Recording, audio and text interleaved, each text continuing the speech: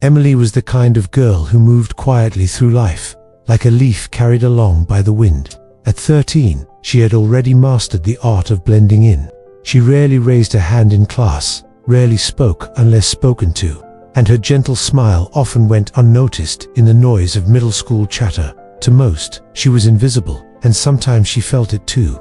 Her family lived simply, never with more than what was needed, but her mother always made sure to tuck a small homemade lunch into her bag. It was never anything fancy, just a sandwich, an apple, and sometimes a cookie if her mother had time to bake. Emily never thought much about it until one afternoon, when she noticed a boy in her class sitting alone at the edge of the cafeteria. His tray was empty, his head lowered, as if trying to hide from the world. That boy, Daniel, was new to the school. He came from a family weighed down by struggles that others only whispered about.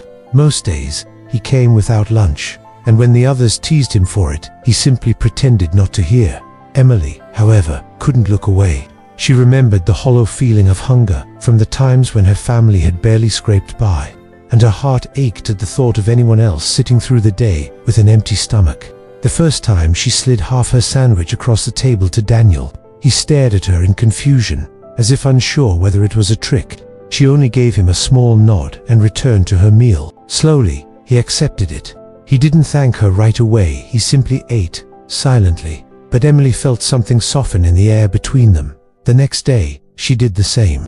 Half of her sandwich, a few apple slices, sometimes even her cookie. And the day after that, it became a quiet ritual, one she didn't announce or explain.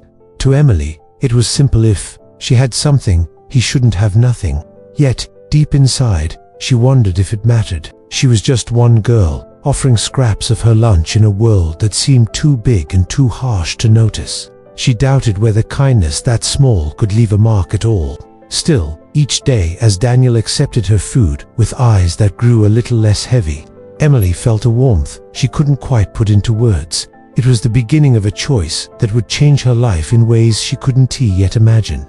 Word spread quickly in middle school, even about the smallest things. By the second week of Emily sharing her lunch, whispers had already started. Some classmates teased her, saying she was only doing it to look good. Others rolled their eyes and called her foolish for giving away what was hers. A few even laughed at Daniel, mocking him for needing a girl to feed him. At first, Emily tried to block it out, but the words slipped through like thorns catching on soft fabric. She began to wonder if maybe they were right. Maybe she was silly for thinking something so small could matter. She was just a quiet girl, hardly noticed by anyone. Why should her small act mean anything in a world where people only seemed to respect strength and success? Her doubts grew heavier each day. Still, every time lunchtime came and she saw Daniel sitting with nothing, she found herself unwrapping her sandwich and sliding half of it across the table. His silence was the only answer he ever gave, but Emily noticed the way his shoulders no longer slumped as much, the way his eyes didn't always avoid hers. It was as though each bite slowly lifted a weight off him, and somehow, that was enough to keep her going, even when her own confidence wavered. One afternoon, as she lingered in the cafeteria after most had left, Mr. Harris, the school janitor, approached her. He was a kind man with grey hair and gentle eyes, who always seemed to notice what others overlooked. He had seen Emily give away her food more than once, though she never thought anyone had been watching. "You remind me of someone I knew a long time ago," he said softly as he leaned on his broom. "Someone who gave away more than she ever kept for herself. At the time, I wondered why she bothered. Years later, I realized she had left something behind that money couldn't buy."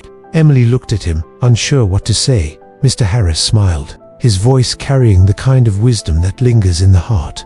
"Kindness is never wasted, child. Even when no one else sees, it grows. Sometimes it takes years before you understand the difference you've made." Those words sank into Emily's heart like seeds into soil. For the first time, she felt that maybe her small act wasn't meaningless. Maybe what she was giving wasn't just food, but something far deeper: hope, dignity, and the simple assurance that someone cared. From that day on, the teasing mattered less. She didn't need recognition. She just needed to keep sharing, because something inside her told her it was the right thing to do. Years slipped by like pages turning in a book, and Emily's small ritual of sharing continued until middle school faded into memory. She never spoke much about it, never sought praise, and by the time high school began, Daniel had found his footing. He still carried the quietness of someone who had known hunger, but he was different, now steadier, stronger, and with a light in his eyes that hadn't been there before. Emily never asked if her lunches had helped. She didn't need to. It was enough that he smiled sometimes now, enough that he no longer sat alone at the edge of the cafeteria. Still, part of her carried the same question she had felt all along. Did any of it truly matter? The answer came unexpectedly years later at their high school graduation. Amid the clapping hands and flashing cameras, Daniel stood at the podium, chosen to give the students' speech. His words carried the weight of someone who had walked through shadows and finally found the light. He spoke of struggle, of days when even small things had felt impossible. And then, his voice grew soft as he spoke of kindness. He didn't say her name, but Emily knew. He spoke of a girl who had shared her lunch every day without asking for thanks, and how that simple act had given him strength when he had none. She reminded me I wasn't invisible, he said, and that reminder changed everything.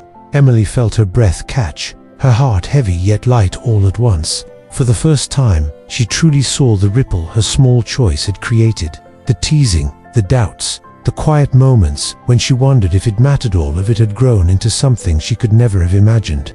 As the applause filled the room, Emily's eyes met Daniel's across the stage. He gave her a small nod, a silent thank you that needed no words. In that moment, she understood what Mr. Harris had meant all those years ago. Kindness is never wasted, even when it feels small, even when no one else sees. It takes root in unseen places and grows into something far greater than the giver can ever know. Walking out of that hall, Emily no longer felt invisible. She carried with her the truth that the simplest choices, like sharing a lunch can, changed the course of a life. And sometimes, they changed her lives at once.